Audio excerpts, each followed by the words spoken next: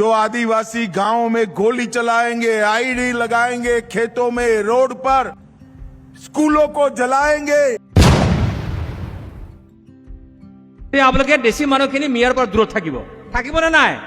থাকিব। গতিকে এইটো ভয় খাব দৰকাৰ নাই। মই আছো দেশী।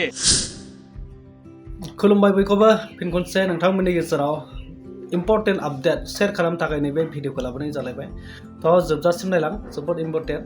सानै दैदेनगिरि बा सानै लिडार, सासे जाहैबाय सेन्ट्रेल गभर्नमेन्टनि अमित शाह, नोंथांमोना मिथिगौ जोंनि भारत सोरखारनि जाय नखर मन्त्रि अमित शाह, बिथाङा माखासे बाथ्रा फोरमायदों सा आदिबासि हारिफोरखौ लानानै बा टि ट्राइबफोरखौ लानानै, आरो बेजों लोगोसे जोंनि आसामनि राभा असम अट'नमास काउन्सिलनि CM टंकेश्वर राभा, बिथाङाबो माखासे जाय मुस्लिम हारिफोरखौ लानानै, सिक्स सिडिउलखौ लानानै, ट्राइबेल माहारिखौ लानानै माखासे गोनांथार बाथ्रा फोसावदों।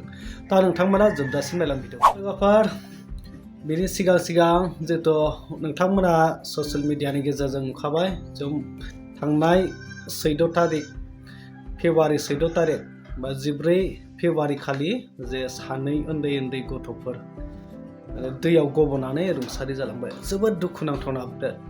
नोंथांमोनाथ' नुखाबाय जानांगौ, भिडिअ क्लिपखौबो आं मैयानि दिनाव शेयार खालामदोंमोन। दा आं सावगारिखौ एसे होनानै होदों आरो जोबोद बिखा खामथाव जाथाया जानानै थांबाय। नोंथांमोनाथ' नुखादों जानांगौ। मानसिफोरखौ गलपारानि होनदों, दा गुवाहाटियाव थायो नामानो, खामानि मावनो सानसारियाव। बेहायनो बे जाथाया जानो मोन्दों होननानै बे बाथ्राखौ मोन्थिनो मोन्दों आरो गासै बाथ्राखौनो मोन्थिजोबा, थेवब्लाबो बेसेबांखिनिखौ मोन्थिदों। थ' जोबोद दुखुनांथाव। थ' नोंथांमोना नैबे ससे भिडिअ क्लिपखौ नाय, जा अमित शाह बिथाङा मा फोरमायदों। जिहेतु झारखन्डआव मोनसे गेदेर सुबुं रेलि बा मिटिं जादोंमोन, थ' बेयाव सभा मोनसे जानायाव अमित शाहआ थांदोंमोन। थांनानै जिथु आदिबासि हारिफोरखौ लानानै बिथाङा माखासे बाथ्रा बुंदों जे जुदि आदिबासि हारिफोरनि गेजेराव बा बिथाङा मेनलि जोंनि आसामाव जानाय जाथाय, दा बेफोरखौ लानानै थांखिखौ लानानै बिथाङा बे बाथ्राखौ बुंदों।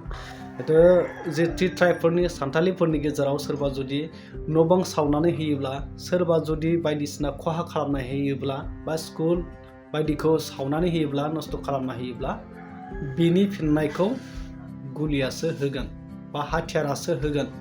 दा बे बाथ्राखौ फोरमायदों। दा लोगोसे टंकेश्वर राभा बिथाङा जाय मुस्लिम हारिफोरनिफ्राय गोजानाव थांनांगौ, जों गाव जयै ट्राइबेलफोरा इउनिटि जानानै जों खौसेयै सोलिलांनांगौ। दा बे बाथ्राखौ फोरमायदों। नोंथांमोना नायग्रो। जो आदिवासी गांव में गोली चलाएंगे, आईडी लगाएंगे, खेतों में, रोड पर, स्कूलों को जलाएंगे, मोबाइल टावर बंद कर देंगे, अस्पताल जला देंगे, उनको भी कहना चाहता हूं कि आप बख्शे नहीं जाओगे। हाथ में हथियार है तो उसका जवाब हथियार से दिया जाएगा। আপোনালোকে দেশী মানুহখিনি মিয়াৰ পৰা দূৰত থাকিব নে নাই? থাকিব। গতিকে এইটো ভয় খাব দৰকাৰ নাই। মই আছো দেশী। মিয়াক কিন্তু গুৰুত্ব নিদিব। দিব নেকি? দিব? নিদিব। মিয়াটো সোমাব নিদিব। কিন্তু মিয়া সোমালে কিন্তু একে গণ্ডগোল হ'ব। যেনে আমাৰ এই যে উচ্ছেদ হ'ল, তাত যিখিনি খিলঞ্জীয়া দেশী মানুহ আছে সেইখিনি সংস্থাপন হ'ব, মিয়াকেইটা নহয়। মই দায়িত্ব লৈছো, যিখিনি কিবা কাৰণে সি ছাৰ্ভে নহ'ল, ছাৰ্ভে কৰিব দিয়া হৈছিল, সেইকাৰণে মই ছাৰ্ভে কৰিব দিছো। তাৰমানে কেতিয়াবা সি অসমীয়াত এটা ফকৰা যোজনা আছে নহয়, কি কয়, উলুৰ লগত কি পুৰা যায়, বগৰী পুৰা যায় নাযায়? যায়। গতিকে মিয়া ওচৰত থাকিলে এই দেশী মানুহ কেতিয়াবা গণ্ডগোল হ'ব। গতিকে আপোনালোকে দেশী মানুহখিনি মিয়াৰ পৰা দূৰত থাকিব নে নাই? থাকিব। গতিকে এইটো ভয় খাব দৰকাৰ নাই। মই আছো দেশীয়ে সেই ধৰণে থাকিব। আৰু ওচৰতে ইমান ধুনীয়া গাৰো মানুহ আছে, ওচৰতে ৰাভা মানুহ আছে, বেলেগ কোন মানুহ লাগে আপোনালোক? মিলি থাকক। মিলি থাকিব নে নাই? থাকে, এনেও আছে, মিলি থাকিব। তো এই আহ্বানটো মই আপোনালোকক ক'লো। পুনৰবাৰ আপোনালোকক বহুত ধন্যবাদ মই জ্ঞাপন কৰিছো। সকলে ভালে থাকক, চিন্তাৰে থাকক।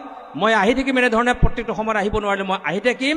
আৰু আহি থকা দিনত আমি একেলগে আপোনালোকৰ সমস্যা, আমাৰ সমস্যা, কাউন্সিলৰৰ সমস্যাৰ সমাধান আৰু ইয়াত ভুগি থকা যিবোৰ সমস্যা আছে সেই সমস্যাবিলাক সমাধান কৰিবৰ কাৰণে আৰু প্ৰতিটো আইন কানুন ব্যৱস্থাখিনি যাতে কোনো ধৰণৰ বেয়া ধৰণে যাতে প্ৰয়োগ নহয় তাৰ দৃষ্টিভংগী ৰাখি প্ৰকৃতাৰ্থত আইনী ব্যৱস্থাখিনি যাতে সুৰক্ষিত হৈ থাকে তাৰে কাৰণে সকলোকে আমি একত্ৰিত হৈ কাম কাজ কৰিবৰ কাৰণে আপোনালোকে মোক সহযোগ কৰিবৰ কাৰণে অনুৰোধ জনাইছোঁ ময়ো আপোনালোকক সহযোগটো কৰিম আৰু সেই চিন্তাৰে কাউন্সিলখনক আহি থকা দিনখনত ৰাভা হাছন বাছ কাউন্সিলখনক আণ্ডাৰ 6 শিডিউল অন্তৰ্ভুক্ত কৰি এক শক্তিশালী কাউন্সিলকে ৰূপান্তৰৰ যিখন সংগ্ৰাম সেই সংগ্ৰামখনৰ আপোনালোকৰ সহযোগিতা বিচাৰি দেখি জনগোষ্ঠী মঞ্চৰ সকলো প্ৰকাৰৰ মই উত্তৰ মই কামনা কৰি মই দুটা শ্লোগান দিম আৰু মই বক্তব্য মই সামৰণি মাৰিম এই শ্লোগানটো হৈছে আপোনালোকে ধৰিব দে দেখি জনগোষ্ঠী জিন্দাবাদ थारैनो नोंथांमोना नुबाय जितु अमित शाह बिथाङा जे जाय ट्राइब सान्थालि आदिबासिफोरखौ लानानै जे बाथ्रा बुंदों दा बेहाय नोंथांमोना बेसेबां माने बेखौ गनायथाव सानो जितु बैसोरनि जाय ट्राइबफोर आदिबासि सान्थालिफोर जे जाथाया जोंनि आसामाव जायो बा जोंनि बिटिसि ओनसोलाव जानानै थांबाय बेफोरबायदि जाथाया बेफोरबायदि माखासे थासारिखौ लानानै बिथाङा जे बाथ्राखौ बुंदों दा बेनि फिननायखौ हाथियार बा गुलियासो होगोन जुदि सोरबा हारिया बा हमनानै ला जोंनि बर'फोरा आदिबासि सान्थालिफोरखौ न' सावनानै होबाय बा माबा मोनसे दाख्लै थांनाय जितु क'क्राझाराव जालांनाय बेबायदि जुदि थासारिया जाबाय अब्ला बै समाव बे आदिबासिनि जानानै बा गभर्नमेन्टआ बर' हारिखौ गुलिजों फोजोबगोन नामा नैबेबायदि जितु अमित शाह बिथाङा बुंदों नैबेबायदि बाथ्रा ओंखारदों आरो तो बेनि सायाव नोंथांमोना बिजिरनो हागोन बाथ्राखौ जितु टंकेश्वर राभा नोंथांमोना बुजिगौ जोंनि नर्थ इस्टआव आसामाव जोंनि जितु काउन्सिल एरियायाव काउन्सिल ओनसोलाव टप लिडार होनोब्ला सासे बेस्ट सासे लिडार होनोब्ला टंकेश्वर राभा स' बिथाङा अराय सम गावनि हारिखौ गावनि ट्राइबेल माहारिखौ गावनि जितु थाबोनथाफोरखौ अरायबो रैखा खालामनायनि बाथ्रा बुङो जितु राभा हासं अट'नमास काउन्सिलाव दासिमबो 6 शिडिउल जायाखै दा बे 6 शिडिउल डिमान्ड खालामबाय थादों आरो बे जानो थांगासिनो होननानै बिथांमोना जितु गभर्नमेन्टजों सावरायबाय थादों दा बेहाय 6 शिडिउल एरियायाव सोरबा मुस्लिमफोर सोरबा गुबुन जातिफोरा खाथियाव थाफानो मोना जुदि बिसोर थाफायोब्ला दावराव दावसिया बारा जागोन बेखायनो बैसोरनिफ्राय गोजानाव थानानै जोङो सेफलि जों ट्राइबेल हारिफोरा एखुथायै माने खौसे जानानै गोजोनै थानो मोननांगौ दा बे बाथ्राखौ बिथाङा फोरमायदों दा बेबायदि आरो थ' अब्ला नोंथांमोना नुबाय राभा हासं अट'नमास काउन्सिलनि CM बिथाङा जेब्लायबो गावनि हारिनि जानानै बिथाङा फरायसा राभा हासं अट'नमास काउन्सिलनि जाय राभा फरायसा आफादफोरजोंबो बिथाङा थाफानानै बिथाङा खामानि मावो आरो रेलिफोर सुबुं रेलिफोर मिटिं दावथिं बायदिसिनाफ्रावबो बिथाङा थांफायो आरो गोबां रायजोनि जानानै बिथाङा बाथ्रा बुंनायखौ जों नुनो मोनो अब्ला नोंथांमोना बुजिदो राभा हासं अट'नमास काउन्सिलनि CM टंकेश्वर राभा बिथाङा जोंनि नर्थ इस्टनि गेजेराव बा आसामनि गेजेराव बिथाङा सासे टप लिडार बा स्ट्रं सासे लिडार बेस्ट सासे लिडार होननानै जोङो साननो हायो अब्ला नोंथांमोना बुजिबाय बिनि सायाव आं बांद्राय बाथ्रा बुङा नोंथांमोना मा फोरमायनो सानो कमेन्ट सेक्सनाव थांनानै कमेन्ट खालामना फोरमायदो